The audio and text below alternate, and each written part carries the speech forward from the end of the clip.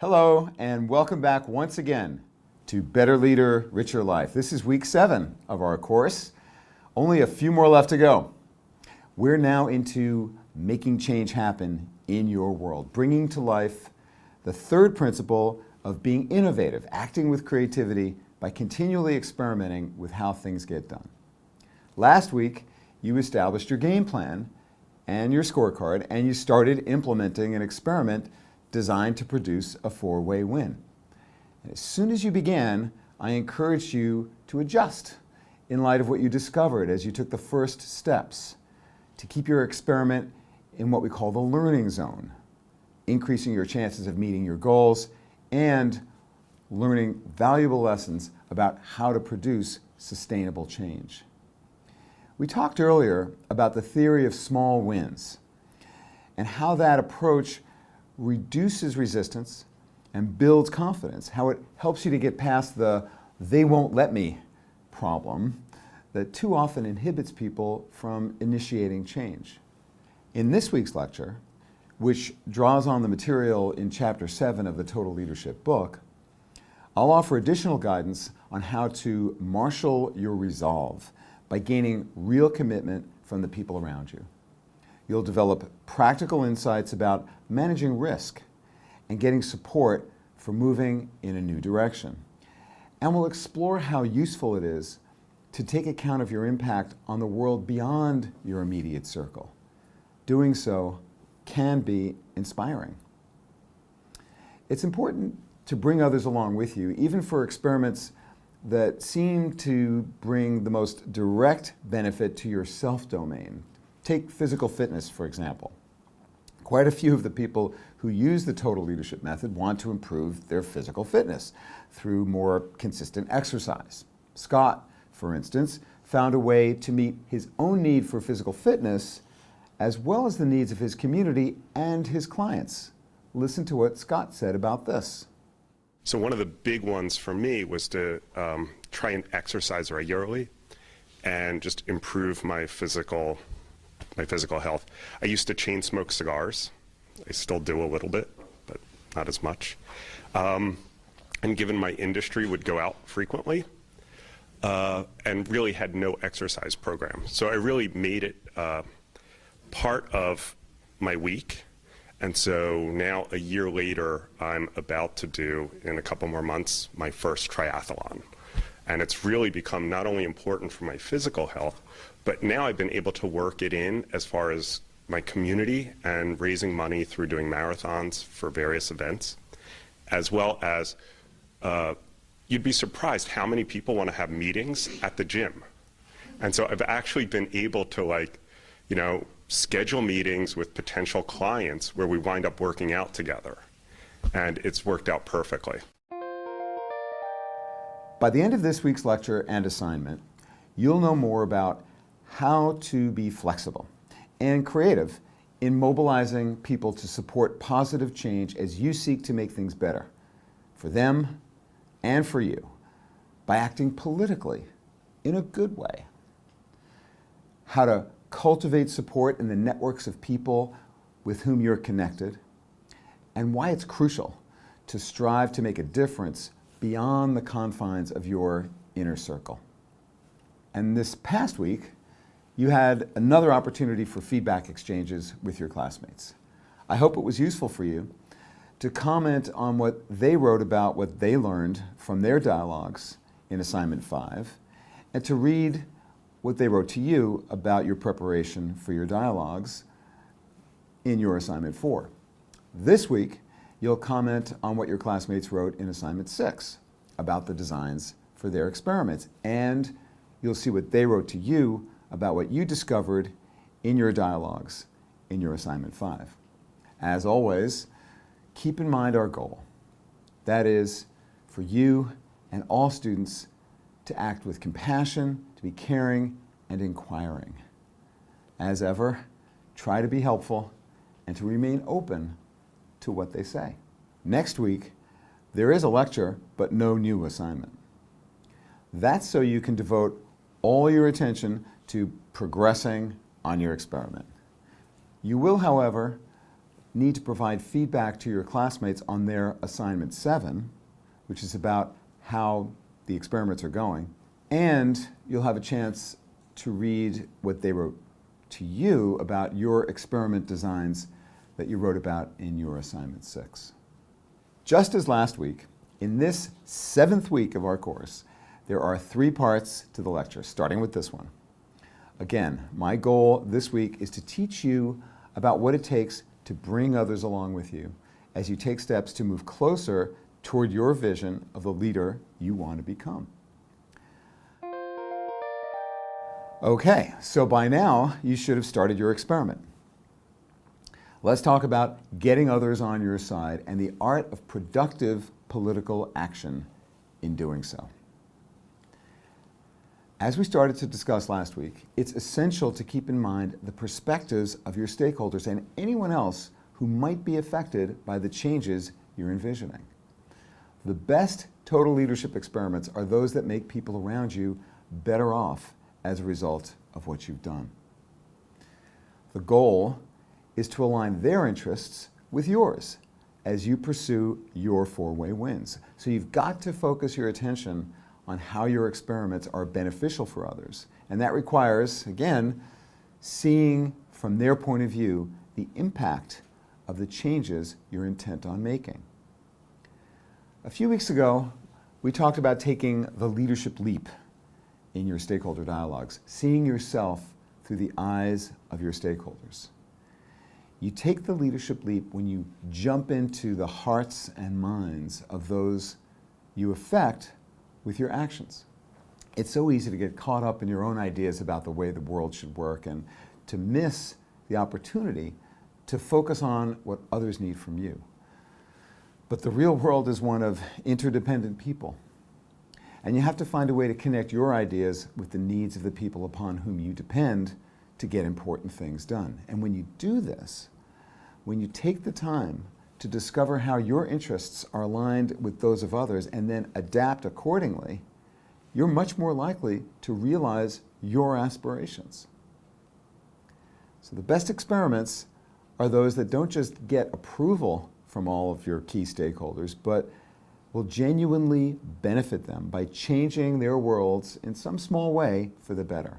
This means that you have to truly believe that your experiment will actually make them better off. This isn't about trying to deceive them by convincing them that something which is ultimately about you will benefit them. You have to have confidence that it really will do so. Otherwise, you're not going to be very persuasive, especially not in the long term. And your experiment will not likely be sustainable. Your scorecard should be useful in giving prominence to these goals as you progress with your experiment.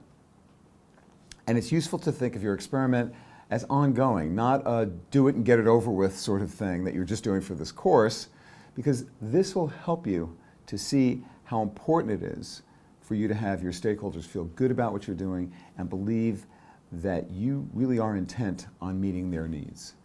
This is what I'm going to be asking you to write about in this week's assignment. So let's focus then on operating from a political point of view. Joel DeLuca, my dear friend and mentor, who unfortunately passed away in 2008, did groundbreaking research on what it means to be politically savvy, as he called it. DeLuca started out as an engineer. He was working in aerospace and then in manufacturing, and he was in the United States Air Force. He became fascinated with the question of why some people were able to get things done through others in the organizations they were part of, and others could not. And this subject became the focus of his research and his practice, to discover what it is that people do to effectively get other people to support them in the pursuit of ideas that they care about.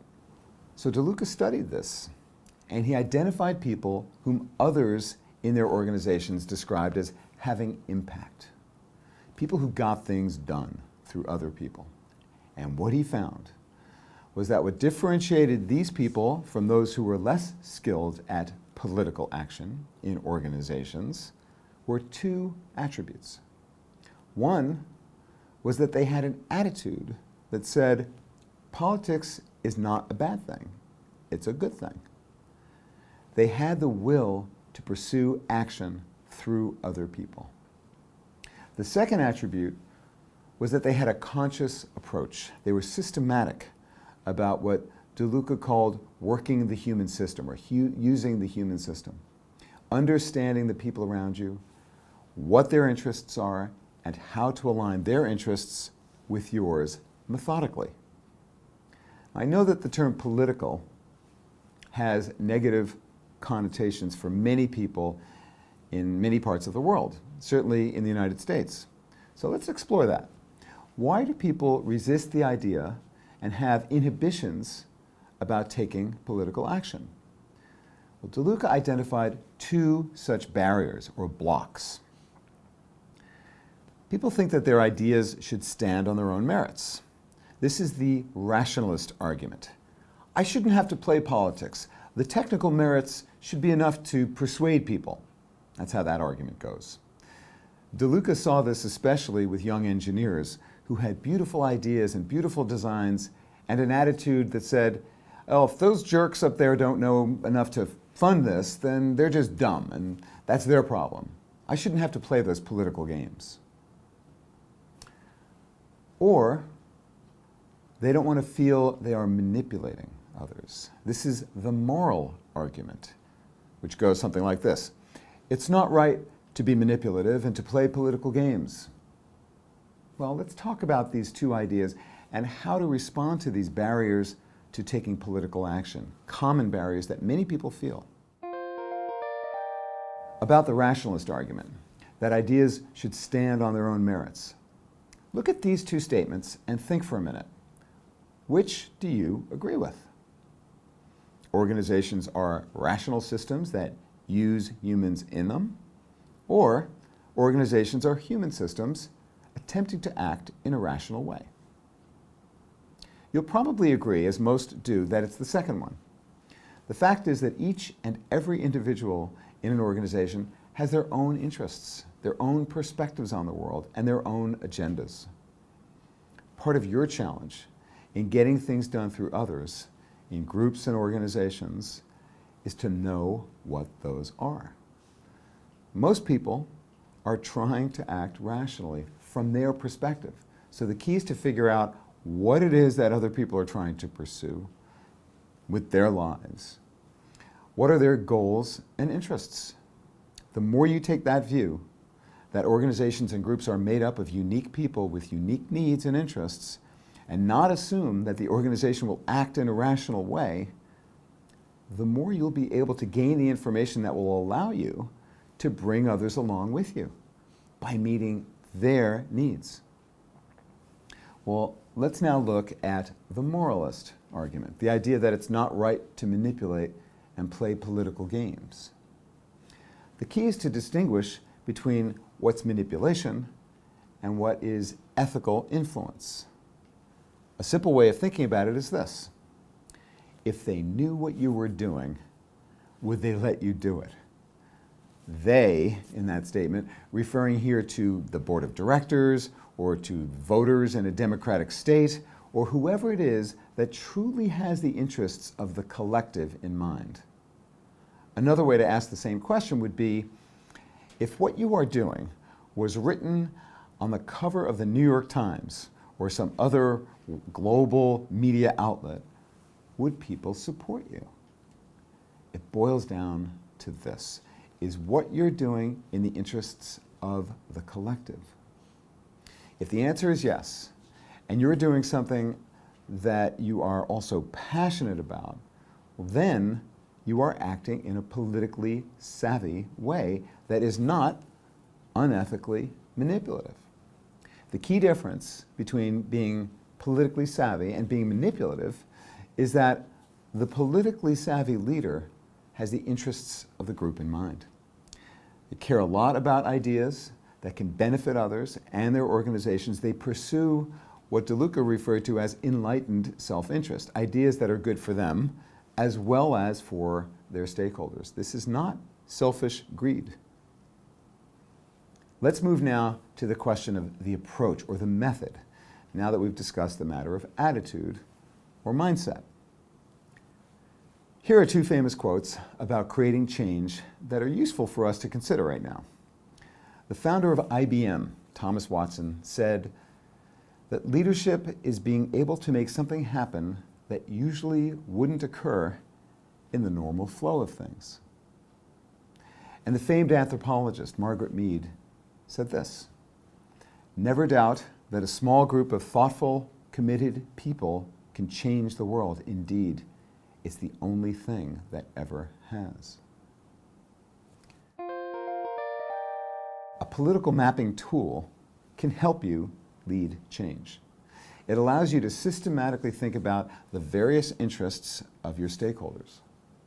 Applying this tool when you're trying to make something new happen in the world, as you might be with your experiment, well, it helps you to realize just what you don't know with respect to their interests. It's simple, and here's how it works. You start by asking these very basic questions. Who are the main players or the actors in this situation? How much power do they have to influence decisions about what you're trying to do? Are they for or against what it is you're trying to do? How likely is their position to change? And does the individual have any strong positive or negative relationships with other key actors? And here is a template for actually composing responses to these questions that I encourage you to use in your experiment or perhaps in future initiatives that you might try to create change in your world when you need to get others on your side. Having a political map like this, it helps you to use the human system to build a critical mass of support for your idea. You don't have to get everyone's direct support for your idea. You only need a critical mass, 51%, a majority of those people who control the decision. It's often better to win someone's support by presenting your case through the voice of someone other than yourself. Let's say you expect resistance from someone who has more power than you and who doesn't trust or particularly like you for whatever reason.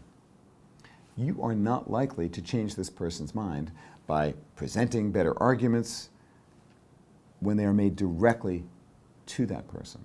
It's often more effective to work through others in your network of contacts and their trusted connections to convey your message and get the support you need to move forward.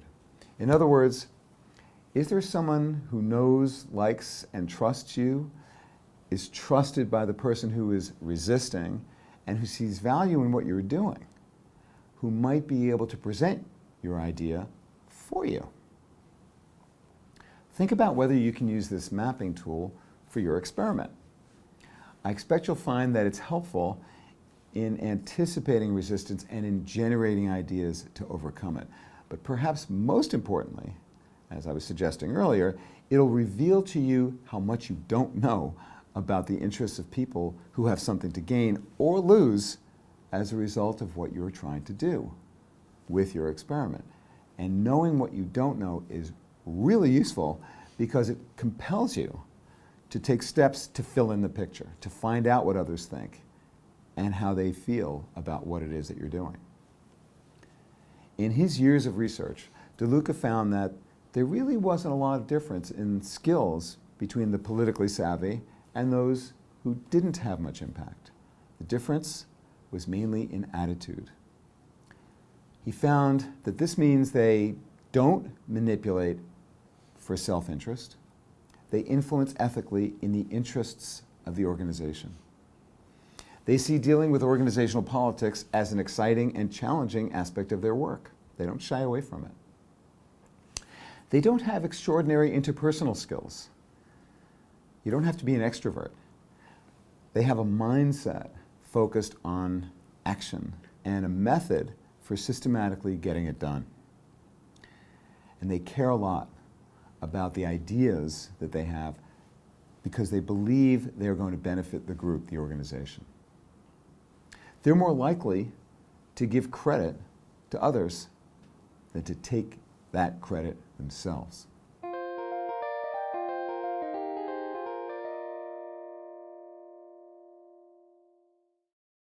In sum, to be politically savvy, to have a positive impact as a leader, you need to have both the attitude or the will to legitimize the task of taking political action and the approach or the way to work the human system. The good news is that through practice, such as with your experiments or elsewhere, you can develop greater strength as a political actor, one who others will admire for the ability to get new things done that are in the interests of the group, the organization, the family, whatever the collective is. As you move forward in bringing your experiments into reality, try using a political map to discover practical ways to bring others along with you, focusing as much of your attention as you can on making things better for the people around you, aligning your interests with theirs. In this week's next video, we focus on another aspect of bringing others along with you, building social capital. You'll learn how helping others enhances your reputation and increases your access to the resources you need to get important things done now and in the future.